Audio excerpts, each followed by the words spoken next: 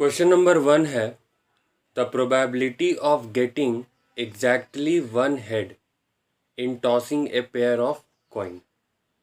तो हमें निकालना है कि एग्जैक्टली वन हेड कब होता है जब हम दो कॉइन को टॉस करते हैं एक साथ। तो सबसे पहला इसमें है कि हमें कॉम्बिनेशन को लिखना पड़ेगा। तो जब दो सिक्कों को हम एक साथ उछालते हैं तो हो सकता है कि एक सिक्के पर एच आए, दूसरे पे भी एच आए। उसके बाद एक में एच आ सकता है, दूसरे में टी भी आ सकता है। फिर हम और क्या हो सकता है कॉम्बिनेशन, पहले सिक्के में टेल आ सकता है, दूसरे सिक्के में हेड आ सकता है। और चौथा जो कॉम्बिनेशन है कि दोनों सिक्कों में टेल आ सकता है। तो इस तरह से दो सिक्कों को एक साथ उछालने पर टोटल 4 कॉम्बिनेशन बन सकते हैं।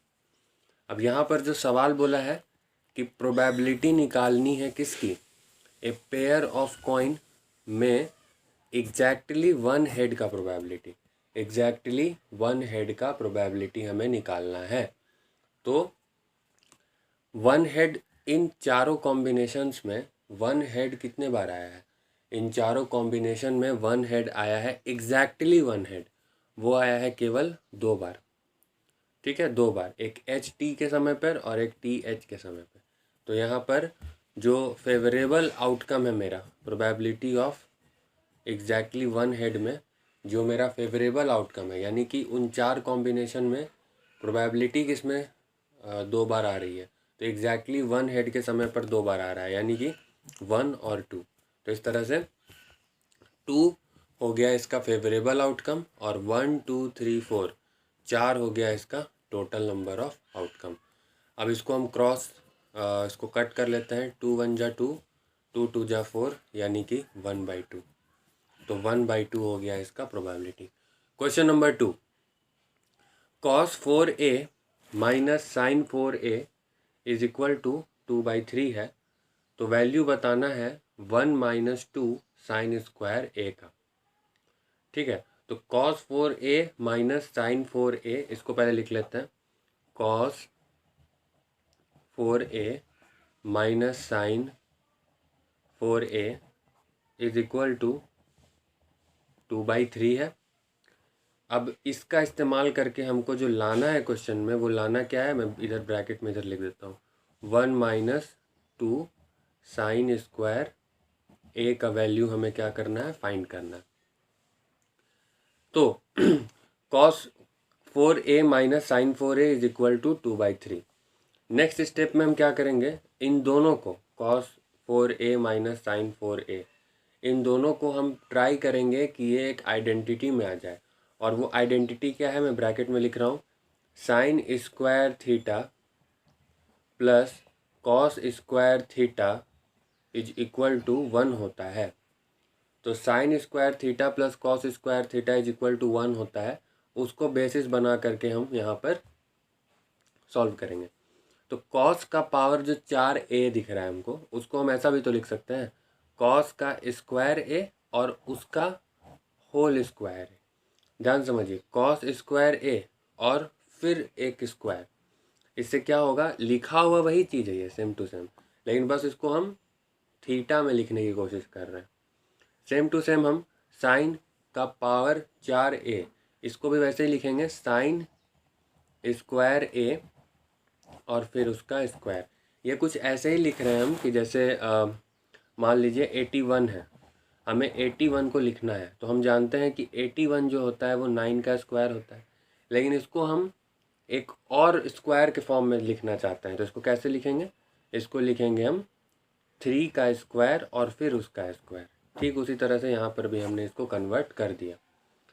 तो कॉस स्क्वायर ए का होल स्क्वायर 2 और माइनस साइन स्क्वायर ए का whole square 2 is equal to क्या हो जाएगा, 2/3 हो जाएगा। ठीक है, देन अब यहाँ पर फॉर्मूला लगेगा मेरा, कॉस स्क्वायर ए को हम मान के चलेंगे कॉस थीटा और साइन स्क्वायर ए को मान के चलेंगे हम साइन थीटा। इसको लिख लेते हैं, कॉस स्क्वायर ए को हमने मान लिया कॉस थीटा और साइन स्क्वायर ए को हमने मान लिया साइन थीटा।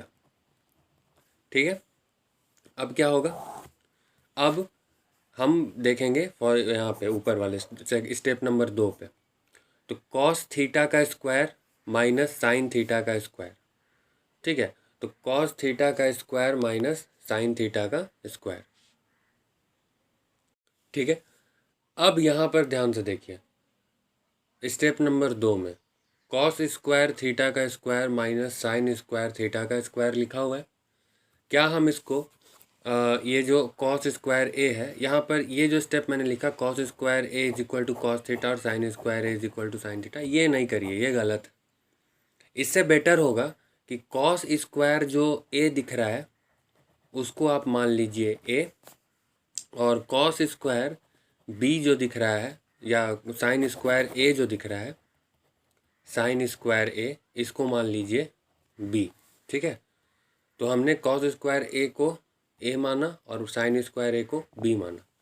अब हम इसको बदल देंगे स्टेप को, तो कॉस स्क्वायर ए की जगह ए स्क्वायर हो गया माइनस साइन स्क्वायर ए की जगह पे बी स्क्वायर हो गया, इज इक्वल टू क्या हो जाएगा, 2/3 हो जाएगा। ठीक है, अब हम यहाँ पर A square minus B square का फॉर्मूला लगाएंगे।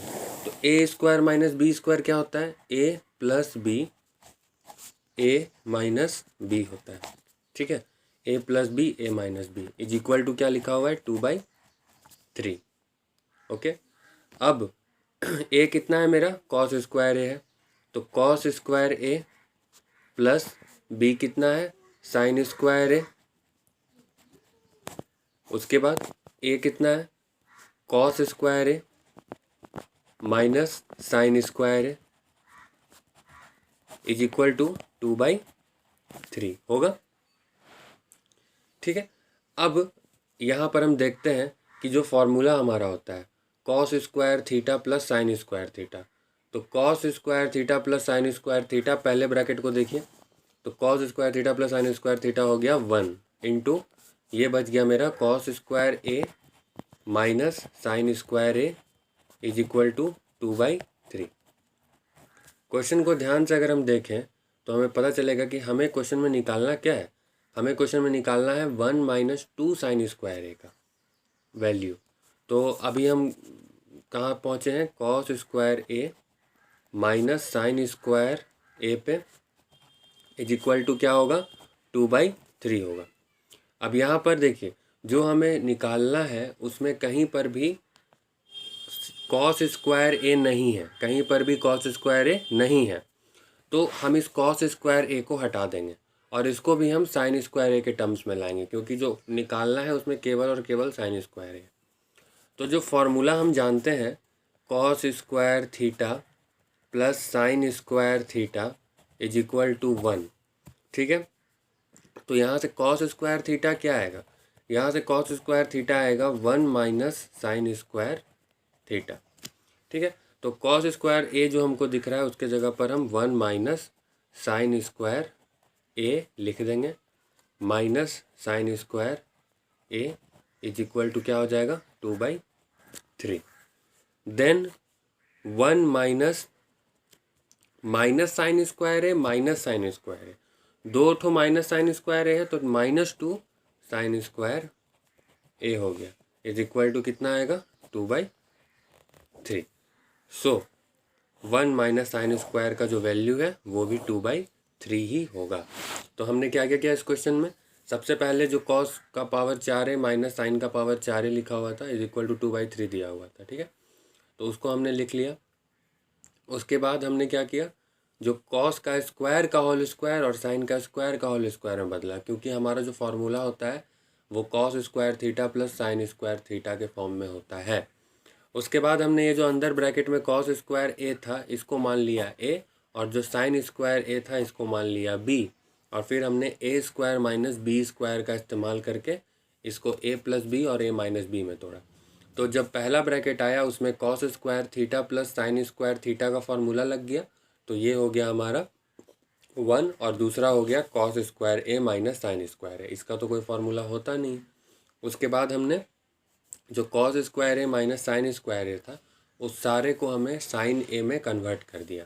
तो कॉस स्क्वायर ए जो दिख रहा था इसको हमने 1 माइनस साइन स्क्वायर ए लिखा और माइनस साइन स्क्वायर ए तो ऑलरेडी मौजूद था ही, फिर माइनस साइन स्क्वायर ए और माइनस साइन स्क्वायर ए का हो गया 1 minus 2 sine square A is equal to 2/3। आपके टर्म 1 में sine square theta plus cos square theta से रिलेटेड क्वेश्चन आएंगे, तो इस चीज़ को ध्यान में रखना कि इस तरह के सवाल बहुत इंपॉर्टेंट हो जाते हैं, क्योंकि यहाँ पर sine square theta plus cos square theta का इस्तेमाल हो रहा है। ठीक है, question number 3, cards bearing 3 to 20 are placed in a bag and mixed thoroughly. 3 से लेके 20 तक एक बैग में नंबर लिखे हुए हैं। ठीक है, एक कार्ड है मान लीजिए, और उस कार्ड में 3 से लेकर के 20 तक नंबर लिखा हुआ है। ठीक है, तो हम उसको लिख लेते हैं 3, 4, 5, 6, 7, 8, 9, 10, 11, 12, 13, 14, 15, 16, 17, 18, 19 और 20। इस तरह से 3 से लेकर 20 तक नंबर लिखा हुआ है। अब इसको एक बैग में डाल दिया गया और इसमें हमको प्रोबेबिलिटी किस चीज़ का फाइंड करना है, the probability that the number on A card taken out, जो बाहर निकाला जाएगा, इज़ इवन नंबर। तो आप ही बताइए कि 3 से लेकर 20 के बीच में कितने इवन नंबर है। इवन नंबर उस नंबर को कहते हैं जो 2 से डिविजिबल होता है।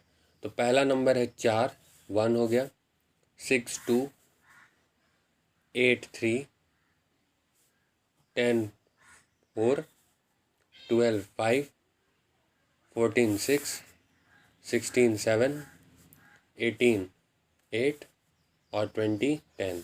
तो इसका मतलब है जो फेवरेबल आउटकम है हमारा, जो फेवरेबल आउटकम है वो कितना है, 1 2 3 4 5 6 7 8। 8 है टोटल फेवरेबल आउटकम, क्योंकि 8 ही ऐसे नंबर हैं जो कि इवन है 3 से लेकर 20 के बीच में। और टोटल नंबर ऑफ आउटकम कितना है, 1 2 3 4 5 6 7 8 9 10 11 12 13 14 15 16 17 18। तो 18 है टोटल नंबर ऑफ आउटकम। तो इस तरह से हम इसे कट कर लेंगे, 2 4 जा 8, 2 9 जा 18। तो ये हो गया मेरा 4/9 answer. Question number 4, 1 card is drawn from A well shuffled deck of 52 playing card, है ना। तो 52 प्लेइंग कार्ड में से एक कार्ड को निकाला गया है। बताइए कि नॉन फेस कार्ड की प्रोबेबिलिटी क्या है। नॉन फेस कार्ड की प्रोबेबिलिटी, तो यहाँ पर हमें पूरा कार्ड का जो पूरा सेगमेंट सारी चीज़ें होती हैं वो हमें पता होनी चाहिए। ठीक है, लेकिन अभी हम सिर्फ नॉन फेस कार्ड के बारे में बात करेंगे। तो टोटल नंबर ऑफ कार्ड्स होते हैं 52, जिसमें से वो कार्ड जिनमें फेस नहीं होता है, यानी वो किंग, क्वीन, जोकर, ये नहीं हो सकते हैं। और तो इस तरह से ये 3 कार्ड जो हैं वो नहीं हो सकते हैं, क्योंकि ये तीनों कार्ड फेस कार्ड होते हैं। अब यहाँ पर हमें बोला है नॉन फेस कार्ड, तो एक सेगमेंट में एक तरह के कार्ड में 13 कार्ड्स होते हैं, उस तरह से 4 होते हैं, तो 52 हुआ टोटल कार्ड। अब यहाँ पर नॉन फेस कार्ड कितने हैं, तो हर एक कार्ड के टाइप में 10 ऐसे कार्ड होते हैं जो नॉन फेस के होते हैं, मतलब जिनमें फेस नहीं होता है। तो इसका मतलब 10 10 10 10, इस तरह से 40 ऐसे कार्ड्स हैं जो कि नॉन फेस कार्ड कहे जा सकते हैं। किस में, डेक में, यानी कि जो हमारा कार्ड का डेक है उसमें 40 ऐसे कार्ड हैं जो नॉन फेस वाले कार्ड हैं। तो ये हो गया, और टोटल नंबर ऑफ कार्ड्स कितने हैं, 52। तो 40/52 हो गया इसका आंसर। इसको हम और कट भी कर सकते हैं, 20/26, 10/13। ठीक है, 10/13 ये आंसर होगा इसका। अगर यहीं पे सवाल पूछ देता कि फेस कार्ड का बताइए, तो हर एक 13 के सेट में 3 फेस कार्ड होते हैं, तो 3 3 3 3, तो 12 हो गया मेरा total number of face card divided by total number of cards, यानी कि 52। दिस इज 2 6 जा, 2 26 जा, 2 3 जा, 2 13 जा, दिस इज 3/13। ये आंसर हो गया। नेक्स्ट क्वेश्चन है 1 + cos x 1 - cos x into cosec square x is equal to what, ये सवाल है। ठीक है, अब यहाँ पर हमें क्वेश्चन को सॉल्व करना है इसको। तो यहाँ पर देखिए 1 plus cos x 1 minus cos x, 1 plus cos x 1 minus cos x, ये किसके ऐसा लग रहा है? ये लग रहा है a प्लस बी और a माइनस बी के जैसा लग रहा है, ठीक है। और ये तो खैर अलग से है, कॉसेक स्क्वायर एक्स अलग से है, ठीक है। अब हम क्या करेंगे, अब हम a plus B A minus B जो हमने लिखा है इसका फॉर्मूला होता क्या है, A square minus B square होता है, ठीक है। तो a कितना है यहाँ पे 1 है, b कितना है यहाँ पे कॉसेक एक्स है, उसको लिख लेंगे। a इज इक्वल टू 1 है, b इज इक्वल टू मेरा क्या है कॉस एक्स है। तो A square minus B square करेंगे तो 1 का स्क्वायर 1 और b का स्क्वायर मतलब कॉस एक्स का स्क्वायर यानी कॉस स्क्वायर एक्स, ठीक है। 1 माइनस कॉस स्क्वायर एक्स होता क्या है 1 माइनस, अच्छा एक मिनट, ये ब्रैकेट दे देंगे 1 माइनस कॉस स्क्वायर एक्स में, और ये कॉसेक स्क्वायर एक्स अभी यहाँ पे उतरेगा। 1 माइनस कॉस स्क्वायर एक्स क्या होता है, sign square theta plus cos square theta मेरा होता है 1। तो हमें 1 माइनस कॉस स्क्वायर थीटा चाहिए, तो साइन स्क्वायर थीटा यहीं रह जाएगा और 1 माइनस कॉस स्क्वायर थीटा आ जाता है। यहाँ पे मैंने बगल में फॉर्मूला भी लिख दिया है। तो 1 माइनस कॉस स्क्वायर थीटा क्या हुआ साइन स्क्वायर थीटा, तो हम उसके जगह पे साइन स्क्वायर एक्स या साइन स्क्वायर थीटा बैठा दिए इंटू कॉसेक स्क्वायर एक्स हो गया, ठीक है। हम और क्या जानते हैं, हम जानते हैं कि जो साइन थीटा होता है, फॉर्मूला नंबर 2, जो साइन थीटा होता है वो कॉसेक का उल्टा होता है। तो sine theta is equal to 1 by cosec theta. तो इस तरह से ये जो साइन एक्स हमको दिख रहा है इसको तो हम वैसे ही छोड़ देंगे, लेकिन ये जो कॉसेक स्क्वायर एक्स है इसको हम बदल करके क्या लिख सकते हैं 1 बाई साइन स्क्वायर एक्स, ठीक है। स्क्वायर में भी वही चलेगा, है ना। तो स्क्वायर और स्क्वायर कट गया तो ये आंसर आ गया मेरा 1, ठीक है। ये हो गया क्वेश्चन नंबर 5, ठीक है। अब हम बनाते हैं नेक्स्ट क्वेश्चन। क्वेश्चन है the length of altitude of an equilateral triangle. हमें एक इक्विलैटरल ट्रायंगल के एल्टीट्यूड को फाइंड करना है, ठीक है। इक्विलैटरल ट्रायंगल के एल्टीट्यूड को फाइंड करना है जिसका साइड दिया हुआ है 8 सेंटीमीटर। तो इक्विलैटरल ट्रायंगल का साइड दिया हुआ है, हम जानते हैं कि अगर इक्विलैटरल ट्रायंगल का एक साइड भी मालूम है तो वो सब सेम होता है। तो अगर एक 8 सेंटीमीटर है तो बाकी सारा भी 8 सेंटीमीटर का ही होगा। लेकिन यहाँ पर बात है कि हमें एल्टीट्यूड को फाइंड करना है, ठीक है। तो सबसे पहले हम ABC नाम का एक इक्विलैटरल ट्रायंगल को बना लेते हैं जिसमें सारे साइड आपस में बराबर है, और A से लेकर के BC पे एक एल्टीट्यूड को भी ड्रॉ कर लेते हैं। A से लेकर के BC पे एकदम सीधा सा स्ट्रेट लाइन ड्रॉ कर लेते हैं और ये 90 डिग्री का एंगल बनाएगा, ठीक है। तो इस तरह से 90 डिग्री का एंगल भी बना लेते हैं, ओके।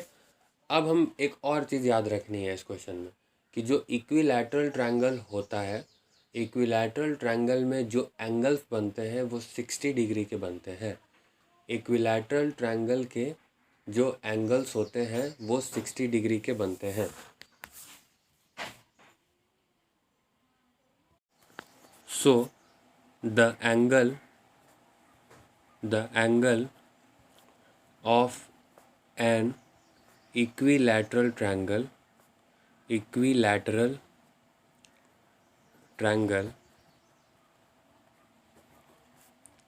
Is 60 degree, okay. अब यहाँ पर ये जो A से लेकर BC पे जो हमने लाइन को ड्रॉ किया था इसे हम M मान लेते हैं। अब यहाँ पर जो ये इक्विलैटरल ट्रायंगल था ये 2 ट्रायंगल्स में बट चुका है, यानी 2 राइट एंगल ट्रायंगल से बढ़ चुका है। तो इसमें से कोई भी एक ट्रायंगल उठा लेते हैं।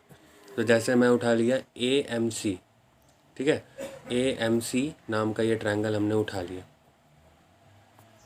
इस तरह से ये AMC ट्रायंगल हो गया, AMC, ठीक है। अब क्या होगा, ये 90 डिग्री का एंगल यहाँ पे बन रहा है M पे, और 60 डिग्री का एंगल यहाँ पर क्रिएट हो रहा है। अब हमको निकालना क्या है एल्टीट्यूड। एल्टीट्यूड यहाँ पे क्या है AM है, AM क्या है यहाँ पे? एल्टीट्यूड। ठीक है, अब अगर हम यहाँ पे इस 60 डिग्री एंगल के हिसाब से देखें तो इस एंगल के हिसाब से जो एंगल के ठीक सामने वाला साइड होता है उसको P कहा जाता है, और जो 90 डिग्री के ठीक सामने वाला साइड होता है उसको H कहा जाता है। ठीक है, अच्छा यहाँ पर AC कितना है? AC है यहाँ पर 8 सेंटीमीटर। तो हमें क्या निकालना है? क्वेश्चन के हिसाब से P, क्योंकि वो एल्टीट्यूड है, और H हमें दिया हुआ है। P और H, P और H, P और H, यानी कि हमें P/H यानी कि साइन 60 का इस्तेमाल करना होगा यहाँ पे। तो साइन 60 डिग्री क्या होता है? P/H होता है। हमें P निकालना है, H दिया है, इसीलिए हम लोग साइन 60 का इस्तेमाल करेंगे। अब साइन 60 कितना होता है? साइन 60 डिग्री होता है √3/2। तो मैंने साइन 60 के जगह पे √3/2 बैठाया। P का वैल्यू हमको नहीं पता है, जो ही तो हमें निकालना ही है, डिवाइडेड बाई H। H कितना है? H है हमारा 8। क्रॉस मल्टीप्लाई करेंगे तो ये आएगा 2P = 8√3। तो P बराबर क्या आएगा? 8√3/2। तो 2 से ये 8 कैंसिल हुआ, ये 4 आ गया, तो आंसर हुआ 4√3। तो मैंने परपेंडिकुलर का वैल्यू निकाल लिया। ये परपेंडिकुलर ही असल में क्या है? एल्टीट्यूड है। तो P = 4√3 आंसर हो गया। क्वेश्चन है, area of sector of a circle with radius 14 centimetre and central angle 45 degree. तो सबसे पहले सर्कल का एक ड्रॉ कर लेंगे हम सर्कल को, उसके बाद उसमें एक सेक्टर बना लेंगे। सेक्टर क्या होता है? Sector is the region which is bounded by radius and the arc length. तो sector is the region bounded by 2 radius and the arc. तो रेडियस यहाँ पे कितना है? Radius = 14 centimetre and central angle या एंगल जिसको हम थीटा बोलते हैं, ये है 45 डिग्री। अब रेडियस और थीटा का इस्तेमाल करके हम एरिया ऑफ सेक्टर निकालेंगे। तो एरिया ऑफ सेक्टर होता है θ/360 × πr²। तो थीटा का वैल्यू कितना है? 45 डिग्री डिवाइडेड बाई 360 × पाई का वैल्यू 22/7 इंटू रेडियस है 14, तो 14 × 14 है ना। एंड इसको हम सॉल्व करके इसका आंसर ला सकते हैं। तो ये सेंटीमीटर स्क्वायर में आएगा। Next question, a chord AB of a circle radius 10 centimetre subtend a right angle at the centre of the circle. The area of the major sector is. तो सबसे पहले एक कॉर्ड बनाएंगे। तो एक सर्कल है और उस सर्कल में एक कॉर्ड है AB कॉर्ड है। कॉर्ड क्या होता है? कॉर्ड वो लाइन सेगमेंट होता है जो सर्कल के एक पॉइंट से दूसरे पॉइंट को टच करता है। और सबसे बड़ा कॉर्ड क्या होता है? डायमीटर। तो AB एक कॉर्ड है और उसका जो रेडियस है सर्कल का रेडियस दिया हुआ है 10 सेंटीमीटर। सर्कल का रेडियस 10 सेंटीमीटर दिया हुआ है। अच्छा, तो 10 सेंटीमीटर के दो हमने बना लिए। ये बन गया हमारा एक ट्रायंगल। अब यहाँ पे कॉर्ड AB और रेडियस मिल करके जो रीजन को कवर कर रहा है वो रीजन है हमारा 90 डिग्री का एंगल भी बना रहा है। वो राइट एंगल है, मतलब 90 डिग्री का एंगल बना रहा है। हमें बताना है मेजर सेक्टर का एरिया। तो पहले हमें निकालना होगा माइनर सेक्टर। ठीक है, माइनर सेक्टर। तो माइनर सेक्टर का एरिया कैसे निकलेगा? θ/360 × πr²। तो थीटा का वैल्यू 90 है, पाई का वैल्यू 22/7 है और रेडियस हमारा 10 है। इसका इस्तेमाल करके हम निकालेंगे माइनर सेक्टर का एरिया। और जो भी ये एरिया आएगा माइनर सेक्टर का उसको हम πr² से माइनस कर देंगे। तो मेजर सेक्टर का एरिया निकालने के लिए, मेजर सेक्टर का एरिया को फाइंड करने के लिए पाई आर स्क्वायर यानी कि एरिया में से माइनर सेक्टर के एरिया को माइनस करना होगा। जो भी यहाँ पर आएगा उसको माइनस कर देंगे तो हमारा आंसर यहाँ पर आ जाएगा। नेक्स्ट क्वेश्चन है sine A plus sine square A is equal to 1 है। वैल्यू बताना है cos square A plus cos का पावर 4 ए का, इसका वैल्यू चाहिए और ये क्वेश्चन में गिवन है। ठीक है, ये गिवन है तो हम इसी को लेकर के आगे बढ़ेंगे। तो sine A plus sine square A is equal to 1 है। ठीक है, अब हम यहाँ पे साइन ए को वहीं छोड़ देंगे और साइन स्क्वायर ए को उधर भेजेंगे। तो 1 minus sine square A is equal to हमने लिख दिया। तो sine A is equal to क्या हुआ 1 माइनस साइन स्क्वायर ए। अच्छा, एक फार्मूला हम जानते हैं कि 1 माइनस साइन स्क्वायर ए का क्या होता है। तो cos square A plus sine square A is equal to 1 होता है। तो 1 माइनस साइन स्क्वायर ए क्या होगा। तो cos square A is equal to 1 minus sine square A होता है। तो 1 माइनस साइन स्क्वायर ए के जगह पे क्या हम कॉस स्क्वायर ए बैठा सकते हैं। हाँ, हम कॉस स्क्वायर ए बैठा सकते हैं। तो ये हमने कॉस स्क्वायर ए लिख दिया है। तो यहाँ पे जो पहली चीज़ यहाँ पे निकल करके आती है वो है sine A is equal to cos square A. अब यहाँ पर जो ये जो वैल्यू आया है sine A is equal to cos square A, इसका इस्तेमाल हम करेंगे नीचे इस क्वेश्चन को सॉल्व करने में। यानी cos square A plus cos का पावर 4 ए, इसको सॉल्व करने में। तो यहाँ पर हम क्या देखते हैं कॉस स्क्वायर ए के जगह पर हम क्या पुट कर सकते हैं। कॉस स्क्वायर ए के जगह पर हम साइन ए पुट कर सकते हैं because sine A is equal to cos square A है। प्लस कॉस का पावर 4 ए है। तो कॉस का पावर 4 ए जो लिखा हुआ है इसको क्या हम इस तरह से लिख सकते हैं कॉस स्क्वायर ए और फिर उसका स्क्वायर। ठीक है, step number 3 sign A plus cos square ए जो ये ब्रैकेट के अंदर दिख रहा है क्या हम इसको साइन ए लिख सकते हैं। हाँ, क्योंकि कॉस स्क्वायर ए बराबर साइन ए होता है। तो कॉस स्क्वायर ए के जगह पे तो साइन ए लिख दिए, अब इसका लिखेंगे होल स्क्वायर। ठीक है, तो ये हो जाएगा next step sign A plus sign ए का होल स्क्वायर लिखने से अच्छा है कि इसको हम लिखें साइन स्क्वायर ए में, इसको लिखें हम साइन स्क्वायर ए में।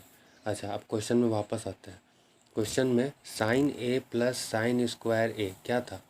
क्वेश्चन में sign A plus sine square ए क्या था 1। तो सीधे इसका वैल्यू कितना हो गया 1।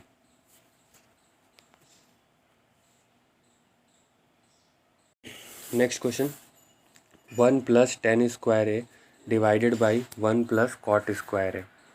अब इसमें हमें सिंपल क्या करना है convert all terms in sine and cos, sine theta and cos theta में हमें इसे कन्वर्ट कर देना है।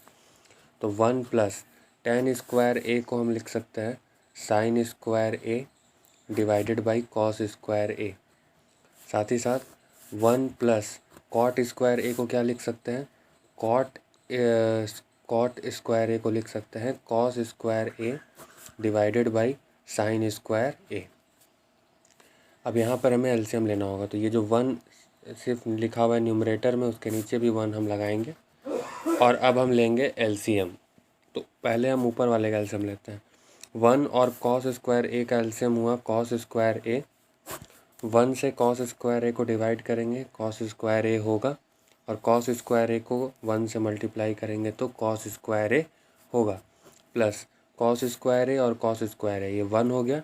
1 से साइन स्क्वायर ए को मल्टीप्लाई करेंगे साइन स्क्वायर ए हो जाएगा डिवाइडेड बाई साइन स्क्वायर ए और 1 का एलसीएम क्या होगा साइन स्क्वायर ए। 1 से साइन स्क्वायर ए को डिवाइड करेंगे साइन स्क्वायर ए और साइन स्क्वायर ए से 1 को मल्टीप्लाई करेंगे this is sine square A. Plus sine square A से साइन स्क्वायर ए को डिवाइड करेंगे 1 हुआ और 1 से कॉस स्क्वायर ए को मल्टीप्लाई किए तो कॉस स्क्वायर ए हुआ। अब हम आगे बढ़ेंगे नेक्स्ट स्टेप में। ऊपर में देखते हैं कि cos square A plus sine square ए क्या होता है 1 डिवाइडेड बाई कॉस स्क्वायर ए हुआ, ठीक है।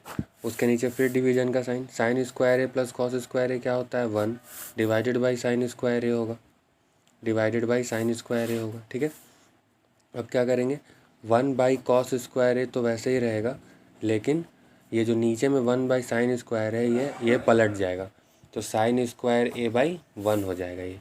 तो साइन स्क्वायर ए बाई 1 यानी कि sign square A divided by cos square A by 1, cos square A into 1 क्या हो जाएगा कॉस स्क्वायर ए। तो साइन बाई कॉस क्या होता है tan A, sine by cos क्या आता है tan ए, यही इसका आंसर है। नेक्स्ट क्वेश्चन को सॉल्व करते हैं। If -3 is one of the zeros of 9x square minus के एक्स माइनस 5, तो जो -1/3 है ये एक जीरो दिया हुआ है। हम जानते हैं कि किसी भी क्वाड्रेटिक इक्वेशन में दो जीरोज होते हैं, एक होता है अल्फ़ा और दूसरा होता है बीटा। तो यहाँ पर केवल अल्फ़ा का वैल्यू दिया हुआ है -1/3। सबसे पहले हम अल्फ़ा इज़ इक्वल टू -1/3 लिख लेते हैं। उसके बाद क्वाड्रेटिक इक्वेशन क्या दिया हुआ है, क्वाड्रेटिक इक्वेशन दिया हुआ है 9x स्क्वायर माइनस के एक्स माइनस 5। तो 9x स्क्वायर माइनस के एक्स माइनस 5 ये है मेरा क्वाड्रेटिक इक्वेशन। हमको वैल्यू निकालना है के का। तो ये जो 9x स्क्वायर माइनस के एक्स माइनस 5 में जो के दिख रहा है ना, हमें उसका वैल्यू चाहिए। और ये के कहाँ पे है, के है हमारा बी के जगह पे, और बी क्या होता है अल्फ़ा प्लस बीटा होता है। तो यानी कि हमें अल्फ़ा और बीटा जब तक दोनों चीज़ पता नहीं है तब तक हम के का वैल्यू कैसे फाइंड कर सकते हैं। तो हम यहाँ पर अल्फ़ा का वैल्यू यहाँ पे -1/3 है, हमें ट्राई करना है कि हम बीटा कैसे निकालें, ठीक है। तो बी से तो कुछ आने वाला नहीं है क्योंकि के भी अननोन है यहाँ पे। तो हम जो नोन चीज़ है यानी जो सी मेरा है यहाँ पे, है ना, सी मेरा क्या है नोन है, ठीक है। तो यहाँ से हम सी हम जानते हैं अल्फ़ा इंटू बीटा को बोलते हैं, तो हम वहीं से चलेंगे इसको बनाते हुए।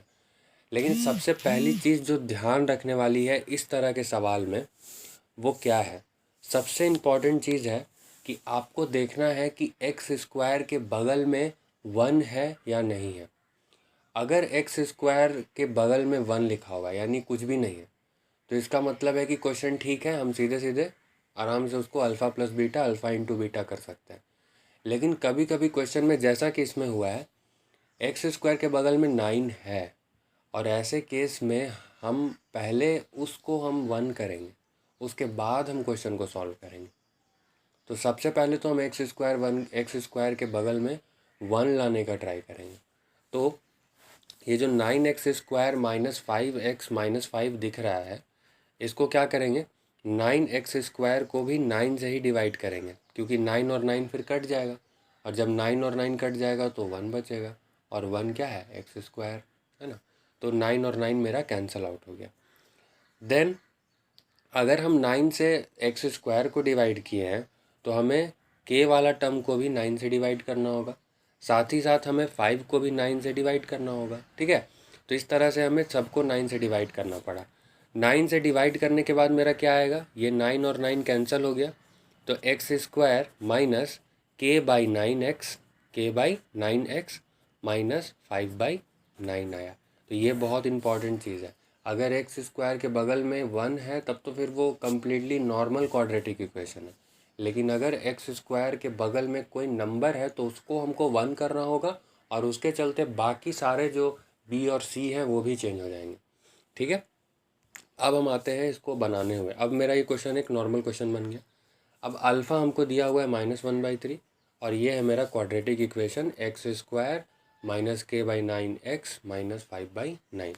तो यहाँ पर हमको के बाई 9 से तो हम नहीं चलेंगे, क्यों, क्योंकि वहाँ पे बीटा भी अननोन हो जाएगा और के भी अननोन हो जाएगा, तो वैसे में तो हो नहीं पाएगा। लेकिन हम सी वाला टर्म जो है -5/9 उसका इस्तेमाल कर सकते हैं बीटा को निकालने के लिए, ठीक है। तो सी होता क्या है असल में, सी होता है मेरा अल्फ़ा इंटू बीटा। हम पढ़ चुके हैं कि सी मेरा अल्फ़ा इंटू बीटा होता है, और सी यहाँ पर कितना है, तो अल्फ़ा इंटू बीटा बराबर -5/9। याद रखें अगर माइनस है तो उसको लेना है, क्योंकि जो स्टैंडर्ड क्वाड्रेटिक इक्वेशन होता है वहाँ पर प्लस का साइन होता है। तो अगर माइनस का साइन आ रहा है तो कहीं ना कहीं वो उसके खुद का साइन है, वो क्वाड्रेटिक इक्वेशन का साइन नहीं है। तो alpha into beta is equal to -5/9 हो गया। अल्फ़ा कितना है? अल्फ़ा है -1/3 और बीटा कितना है? बीटा है इसका हमको नहीं पता है, इज इक्वल टू -5/9 हो गया। अब यहाँ पर जो ये बीटा है इसको हम उधर ही छोड़ेंगे, जो बीटा के साथ डिवाइड में है वो मल्टीप्लाई में जाएगा, जो मल्टीप्लाई में है वो डिवाइड में जाएगा। तो यहाँ पे माइनस और माइनस कैंसिल भी कर सकते हैं। तो 5/9 ऑलरेडी वहाँ पे मौजूद है, 1/3 को उधर भेजेंगे तो ये क्या हो जाएगा 3/1। 3 1 जा 3, 3 3 जा 9। तो बीटा बराबर क्या आया मेरा 5/3। बीटा बराबर क्या आया 5/3। अब हमें निकालना है के का वैल्यू। तो के का वैल्यू निकालने के लिए अल्फ़ा प्लस बीटा करना होगा। तो अल्फ़ा प्लस बीटा कर देंगे हम सिंपल इसको। तो जगह तो है नहीं, तो आप इसे अल्फ़ा प्लस बीटा कर सकते हैं। तो अल्फ़ा हो जाएगा -1/3। मैं यहाँ पे थोड़ा शॉर्टकट में कर देता हूँ। तो अल्फ़ा प्लस बीटा हो जाएगा, अल्फ़ा कितना है -1/3, -1/3 प्लस बीटा हो जाएगा 5/3। तो 3 और 3 का एलसीएम 3 हुआ, 3 से 3 1, 1 से -1 प्लस 5। तो दिस इज़ 4/3। इसका आंसर 4/3 होगा। आप इसे एक बार चेक कर सकते हैं। लास्ट क्वेश्चन अब हम आते हैं। A pendulum swings through an angle of 30 degree. एक पेंडुलम है, ठीक है, और वो 30 डिग्री एंगल बना करके स्विंग कर रहा है और 8.8 सेंटीमीटर का आर्क बनाता है, ठीक है। लेंथ निकालना है पेंडुलम का हमें। तो सबसे पहले तो हम एक सर्कल इस तरह से बना लेते हैं और सर्कल का एक सेंटर बना लेते हैं। अब पेंडुलम जो है वो रेडियस है मेरा, है ना। पेंडुलम क्या होता है, रेडियस होता है। तो पेंडुलम मूव कर रहा है, जो स्विंग कर रहा है वो 30 डिग्री पर स्विंग कर रहा है, ठीक है। एक बार जाता है फिर वापस उसी जगह पर आ जाता है, तो वो 30 डिग्री का उस तरह से रोटेशन कर रहा है, ठीक। और जो आर्क है, आर्क क्या होता है, रेडियस जो है मेरा उसके बीच में जो ये कर्व बनता है ना, ये जो कर्व बनता है इसे ही हम आर्क कहते हैं। क्या कहते हैं, आर्क कहते हैं। तो ये आर्क का लेंथ दिया हुआ है कितना 8.8 सेंटीमीटर। हमें क्या बताना है, पेंडुलम का लेंथ। तो आप ही सोचिए पेंडुलम का लेंथ क्या होगा यहाँ पे। यहाँ पर पेंडुलम का लेंथ जो है, pendulum length is equal to what, pendulum length is equal to, pendulum length is equal to the radius of the circle. The radius of the circle होता है, द पेंडुलम का जो लेंथ है वो radius of the circle होता है। तो हमें बेसिकली यहाँ पे रेडियस निकालना है। अब यहाँ पे रेडियस को हमें निकालना है, तो एरिया ऑफ सेक्टर का तो इस्तेमाल कर नहीं सकते हैं क्योंकि यहाँ पर एरिया ऑफ सेक्टर दिया भी नहीं है। हाँ, वहाँ पे रेडियस होता ज़रूर है, लेकिन वहाँ पे हम दो चीज़ कैसे अननोन निकाल सकते हैं। तो यहाँ पर जो हम फार्मूला का इस्तेमाल करेंगे, क्योंकि यहाँ पे आर्क लेंथ दिया हुआ है, तो क्वेश्चन में जो है area of the length of the arc निकालने का जो फार्मूला होता है, लेंथ ऑफ द आर्क। तो आर्क के लेंथ को निकालने के लिए जो फार्मूला है वो हम अभी लिखेंगे। तो लेंथ ऑफ आर्क क्या होता है, 2πr थीटा बटा 360 डिग्री। एरिया ऑफ सेक्टर से बस थोड़ा सा अलग है। एरिया ऑफ सेक्टर में πr² थीटा बाई 360 होता है। आर्क के लेंथ को निकालने के लिए 2πr थीटा बाई 360 को हम क्या करते हैं, बैठाते हैं, ठीक है। अब यहाँ पे हमें लेंथ ऑफ आर्क मालूम है, तो 2 इंटू 22/7 इंटू आर का वैल्यू नहीं पता, इंटू थीटा का वैल्यू मालूम है 30 डिग्री बटा 360 इज इक्वल टू आर्क का लेंथ हमको 8.8 पता है। बस हमको यहाँ से आर्क को फाइंड करना है। आप आसानी से आर्क को फाइंड कर सकते हैं, ठीक है। इसको आप ट्राई करें। तो इस तरह से हमने यहाँ पे 10 क्वेश्चन के अराउंड सॉल्व किया अभी, और फिर फर्दर हम लोग नए क्वेश्चंस के लिए आएंगे। Thank you.